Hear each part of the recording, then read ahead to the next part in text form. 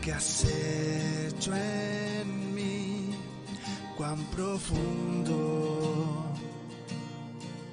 tú me amaste, sin dudar me escogiste a mí, por mi nombre me llamaste.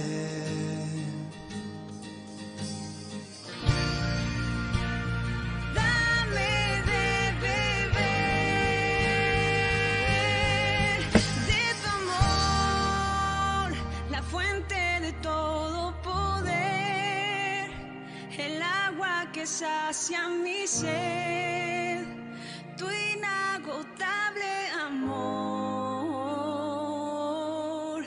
tu amor.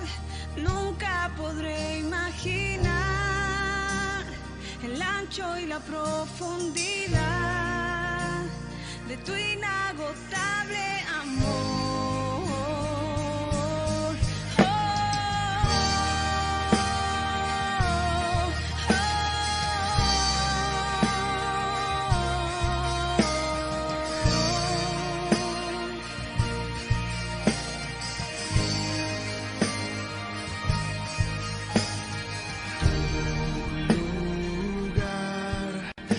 Ahora en mí, al creerte, me haces fuerte. Como eres, soy yo ahora aquí. Mis temores desvanecen.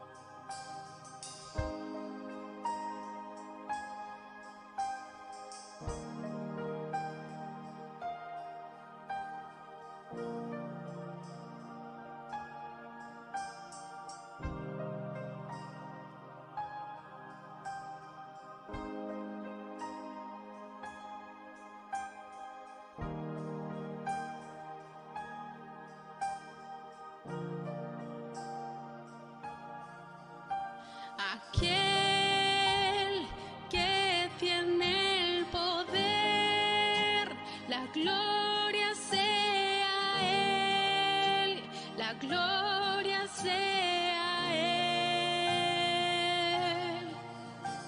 Aquel que tiene el poder, la gloria sea a Él, la gloria sea. Aquel que tiene el poder, la gloria sea a Él, la gloria sea a Él. Aquel que tiene el poder, la gloria sea a Él, la gloria sea a Él.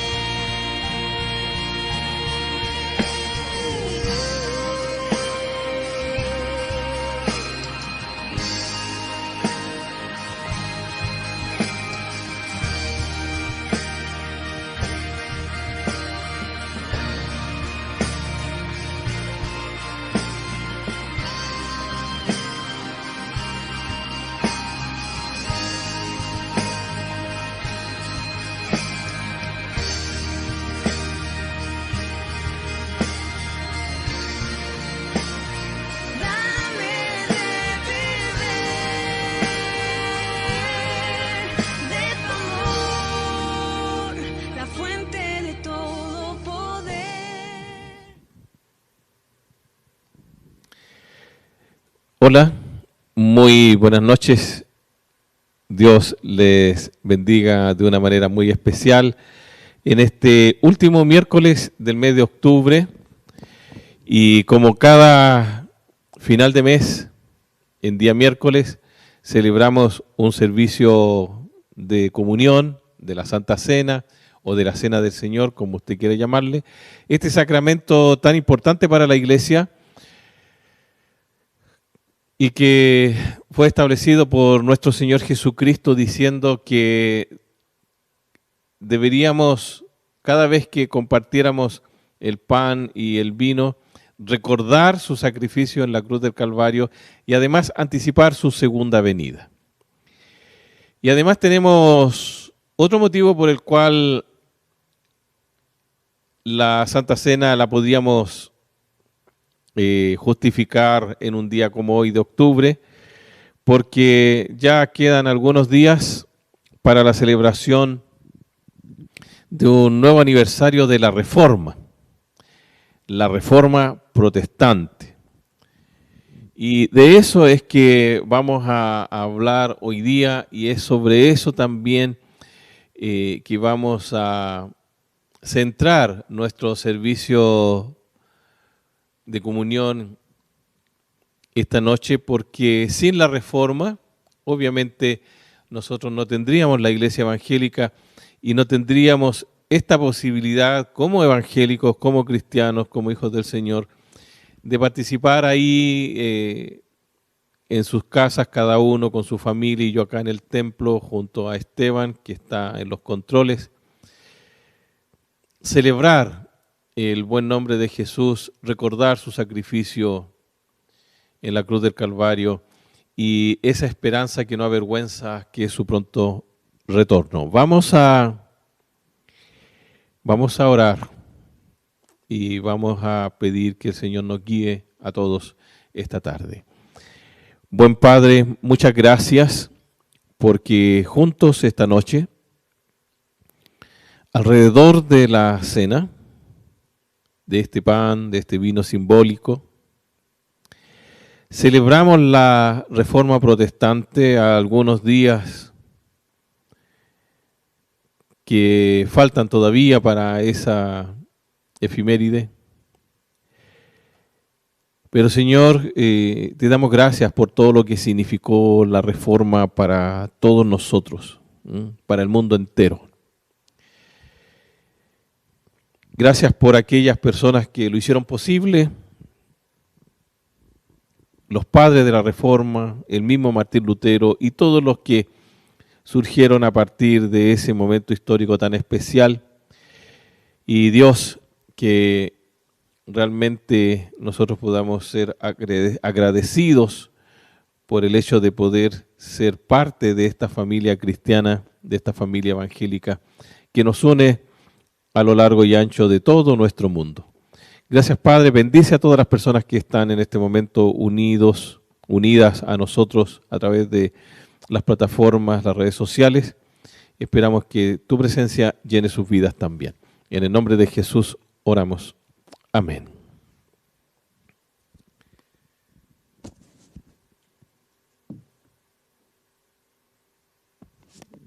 La palabra del Señor dice: pues no me avergüenzo de la buena noticia acerca de Cristo,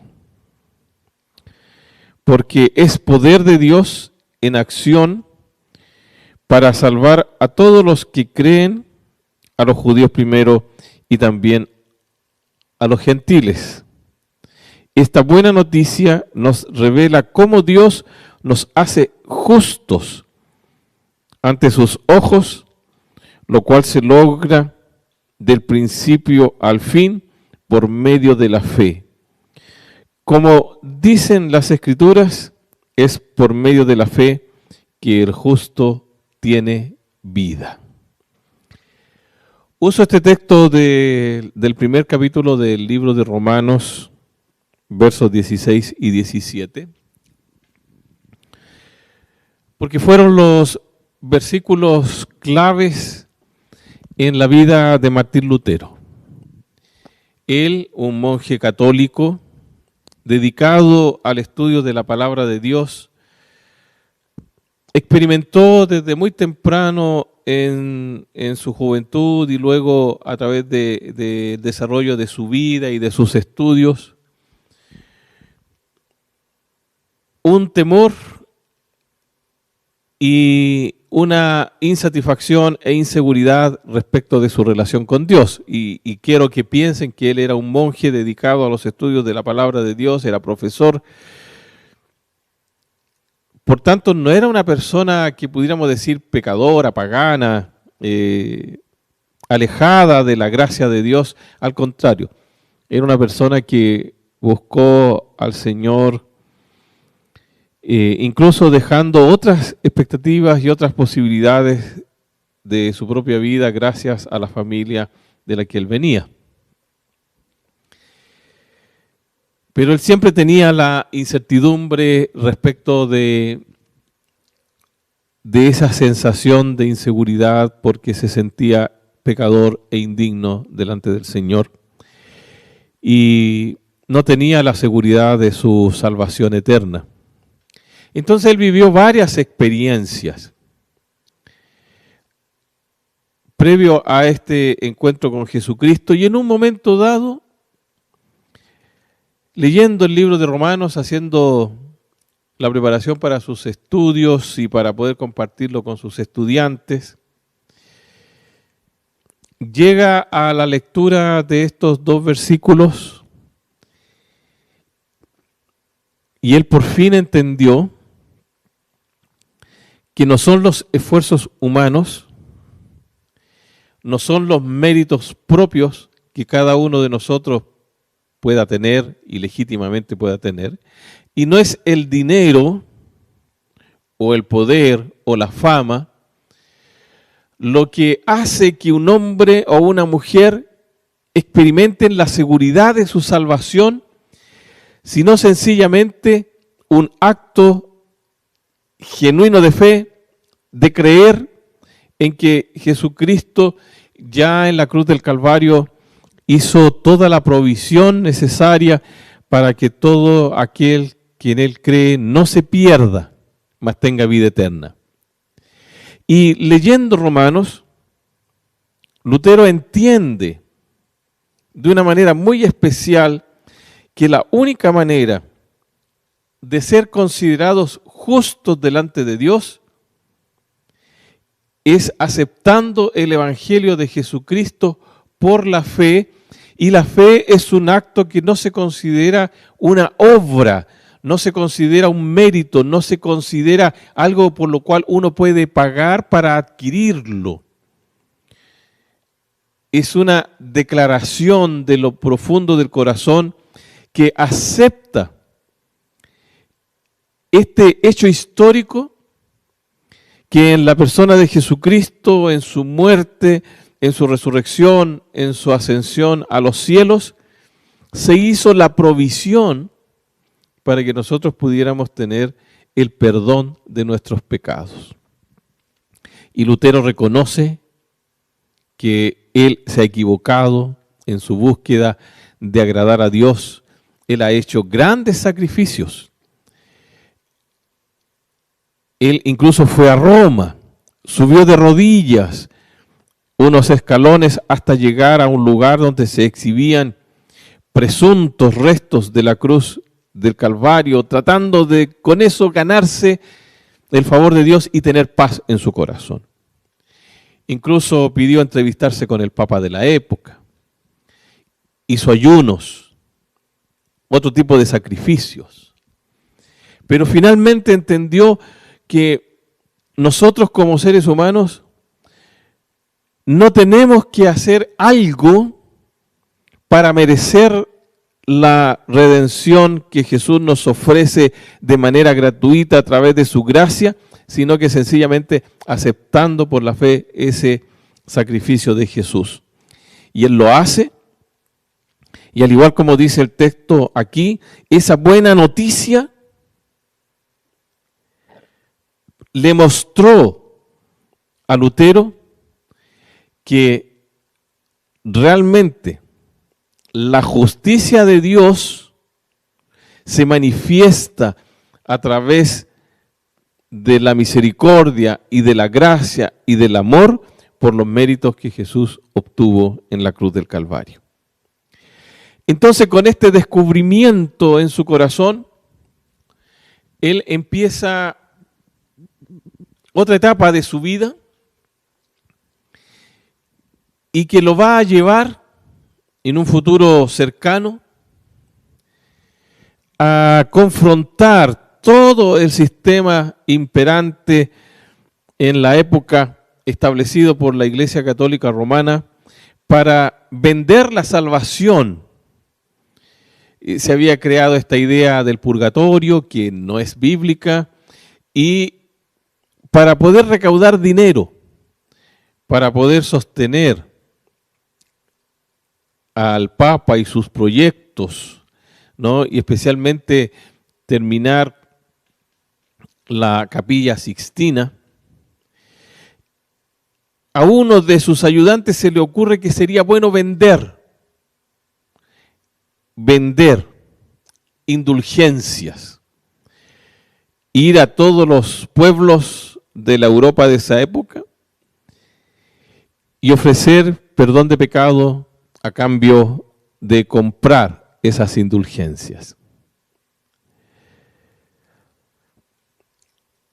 Lutero entonces se ve enfrentado a ese mecanismo vil que es vender la salvación, y lo confronta con su propia experiencia. Y él se siente liberado, él se siente perdonado, él sabe que Jesús es su Dios, su Señor, su Salvador personal, y que esa salvación a él no le costó ni un peso, no le costó un esfuerzo personal, no le costó una peregrinación, no le costó un sacrificio, sino que todo eso lo pagó Jesús en la cruz del Calvario. Entonces, él confronta ese mecanismo perverso que tiene como fin recaudar dinero engañando a las personas, y en una actitud muy valerosa,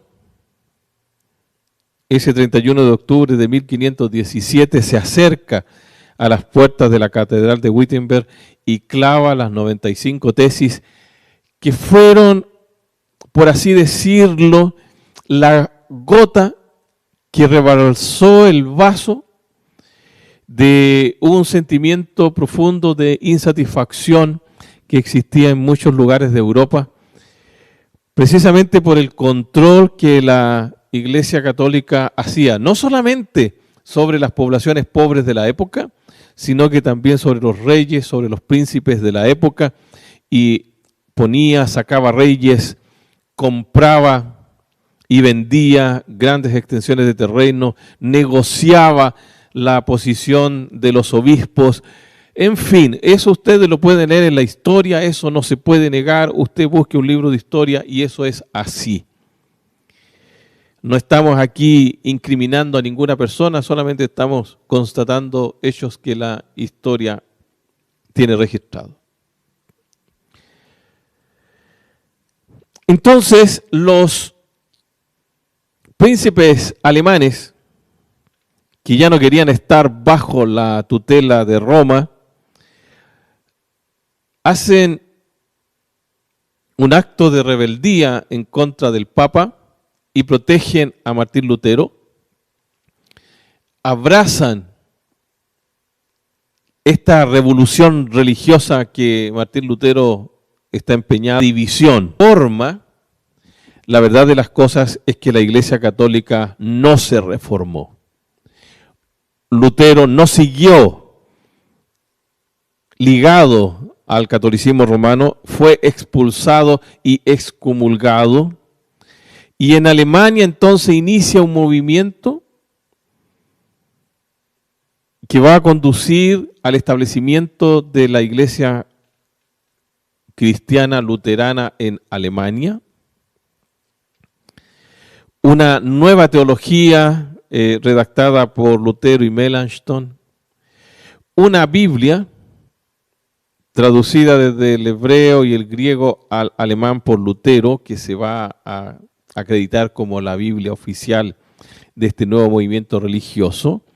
Y eso empezó a encender a toda Europa con este nuevo movimiento de libertad religiosa, de un aire renovado, de un nuevo sentimiento de búsqueda del Dios de la Biblia. Y toda Europa del Norte, Alemania, Europa del Norte, abrazan lo que se llamó el protestantismo porque protestaban en contra de la Iglesia Católica Romana. Y el nuevo movimiento se desarrolló, se establecieron la Iglesia Luterana, la Iglesia Reformada, la Iglesia Presbiteriana.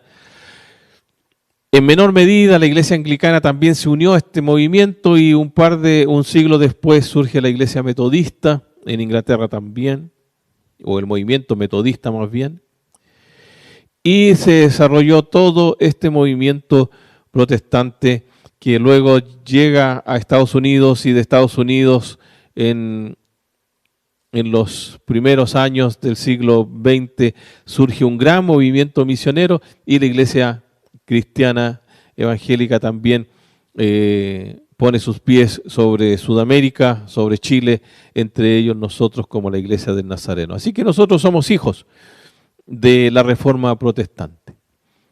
¿Qué dice en el resumen más propio la Reforma Protestante? Primero, que la Biblia vuelve a ocupar el lugar central, solo la Biblia. Y nosotros como evangélicos creemos que solo los 66 libros de la Biblia, entendidos como el Antiguo y el Nuevo Testamento, son suficientes como fundamento para nuestra doctrina y nuestra práctica cristiana. También que solo Cristo salva. No hay otros mediadores, no hay otras acciones. Por eso nosotros los evangélicos nos sentimos libres, porque no tenemos que hacer nada más que aceptar a Jesús en nuestro corazón para recibir la salvación eterna. Hay algunos otros sectores religiosos que aparte de aceptar a Cristo tienen que guardar un día, tienen que llevar adelante ciertas ceremonias. Nosotros no, solo Cristo salva, solo Cristo. También nosotros creemos solo en la fe. La fe es la condición suficiente para que podamos entrar en esta relación especial con nuestro Señor Jesucristo. Solo la fe. Solo la gracia. Esta gracia que alcanza a todos los seres humanos. Miren, yo sé que incluso al interior del mundo evangélico, y esto es algo que a mí me genera siempre una gran frustración, porque al interior de la iglesia evangélica también se piensa que la gracia es limitada, que solo la gracia es para algunas personas. La Biblia dice que la gracia alcanza a todos los seres humanos. No hay ningún tipo de restricción, no hay hombres mejores, hombres peores, mujeres peores, que no puedan ser alcanzados por la gracia de Jesucristo como hemos sido alcanzados todos nosotros que creemos en Jesús. Y también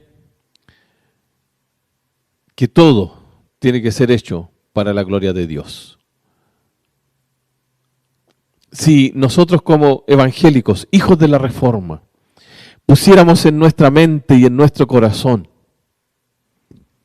este principio de que todo en nuestra vida, todo lo que somos, lo que hacemos, lo que pensamos, cómo nos expresamos, es para la gloria de Dios, nuestra vida entera y la vida de la iglesia y la vida de una nación cambiarían. Solo la gloria a Dios. Y otro de los descubrimientos bíblicos que puso de relieve la Reforma Protestante es el sacerdocio universal de todos los creyentes. Todos nosotros tenemos una parte en la extensión del reino de Dios. Y vuelvo a tener ese sentimiento contradictorio con el mundo evangélico y especialmente con mis propios colegas pastores cuando ellos se creen mediadores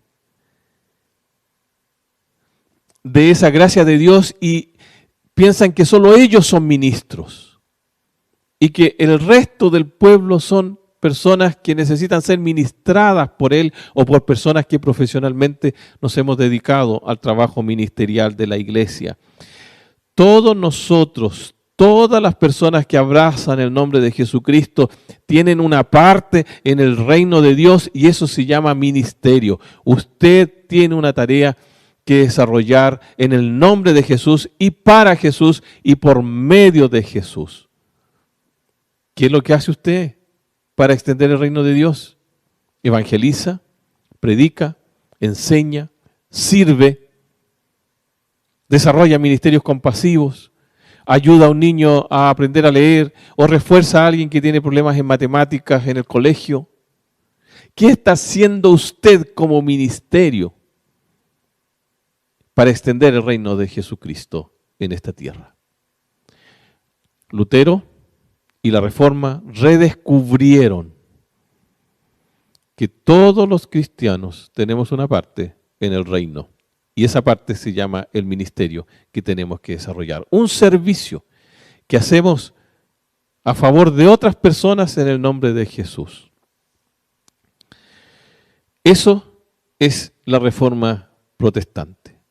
Un tiempo de libertad, un tiempo de renovación de nuestra experiencia cristiana a través de la fe en Jesucristo, un tiempo de alegría, porque servir al Señor produce en nosotros alegría, un tiempo de seguridad de que somos hijos del Señor, que Cristo mora abundantemente en nuestro corazón y Él ha perdonado nuestros pecados y somos libres de la culpa y de la muerte.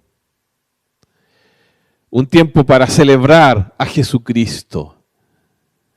Un tiempo para darle gracias y para recordar a nuestros padres reformadores y alabar al Señor por la vida, la integridad y el valor de esas personas. Muchos de ellos pagaron con su vida el que usted y yo tengamos libertad hoy día para expresar nuestro amor por Jesucristo. Somos hijos de la Reforma. Y para celebrarlo vamos a participar de la Cena del Señor. Oramos para bendecir estos elementos, usted ahí en su casa, con su papá, con su mamá, con su abuelo, con su abuela, con sus tíos, con sus hijos, con sus sobrinos, con quien quiera que usted esté ahí en su casa. Y si está solito, hágalo solo, hágalo sola. No hay problema, el Señor está a su lado. Padre, bueno, te damos gracias porque recordamos brevemente la Reforma Protestante, recordamos la vida de Lutero así en tres líneas y Señor, la significación de lo que en ese momento se hizo para que nosotros hoy día tengamos libertad, para que nosotros podamos experimentar el perdón de Jesucristo en nuestra vida, para poder vivir llenos de la gracia de Jesús, sirviendo a otras personas. Gracias, Padre, porque somos hijos de la Reforma y para celebrarlo vamos a participar de estos elementos simbólicos que representan el cuerpo y la sangre de Jesucristo. Y bendecimos estos elementos y los dedicamos a ti en el nombre de Jesús. Amén. ¿Saben que una de las cosas que hizo posible la Reforma Protestante es que usted ahí en su casa pueda oficiar el servicio de la cena a su familia? O si está solito, acompañado de Jesús, o solita, acompañado de Jesús, usted pueda oficiar este sacramento para usted mismo.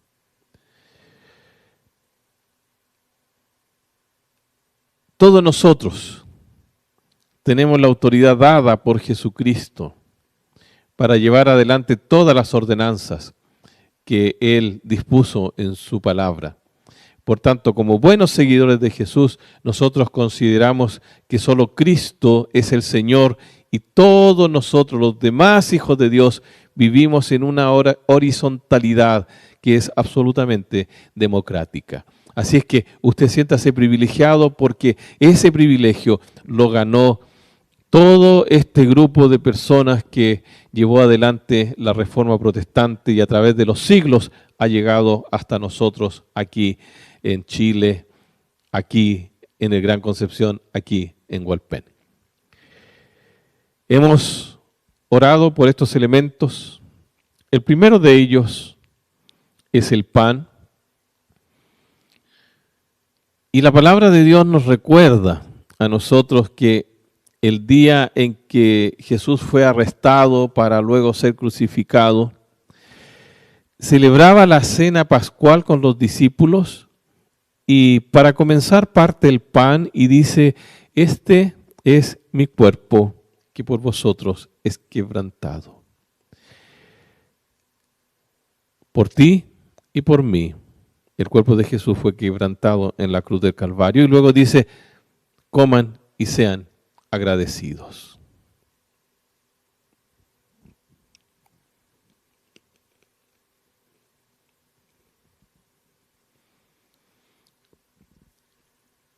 Ya para terminar la cena, antes de cantar y antes de salir a orar al Monte de los Olivos, Jesús toma la copa, que obviamente debe haber sido de greda o de algún otro material, tal vez de metal, no sabemos. Este es de vidrio y es un vaso. Dice que tomó la copa llena de vino y la dio a beber a sus discípulos diciendo, esta es mi sangre que por vosotros es derramada. La sangre del nuevo pacto que Dios establece en la vida de Jesucristo para la redención de todos los seres humanos. Y luego Él señala,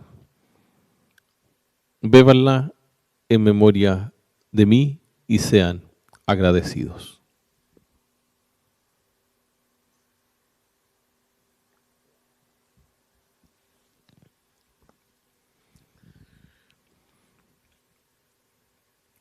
Junto a las personas que están ahí a su alrededor, o si está solito o solita, oremos para dar gracias por este buen tiempo que el Señor nos permite alrededor de la mesa, recordando la Reforma y teniendo la ocasión de renovar nuestro amor por el Señor Jesús. Padre bueno, muchas gracias por estos elementos que nos recuerdan la sangre de Jesús que fue derramada en la cruz, que nos recuerdan la tortura que experimentó nuestro Señor y la muerte y su cuerpo quebrantado, para que nosotros hoy día pudiéramos tener vida abundante, salvación, que la culpa haya sido quitada de nosotros y que la condena a muerte haya sido levantada. Tenemos vida, tenemos alegría, tenemos el amor de Jesús en nuestro corazón, tenemos toda la palabra de Dios que es potencia para satisfacer las necesidades de todas las personas que buscan ardorosamente el perdón de sus pecados. Señor, que nosotros sencillamente nos dediquemos a servirte a ti con sencillez, con prudencia y con gozo en nuestro corazón. Bendigo, Señor, a todas las personas que se han conectado esta tarde y espero que juntos el 31 recordemos la reforma que cambió la iglesia, la reforma que dio origen a la iglesia evangélica, la reforma que dio origen a la posibilidad de que nosotros seamos cristianos hoy. Gracias, Padre bueno, honramos tu santo nombre por los méritos de Jesús. Amén.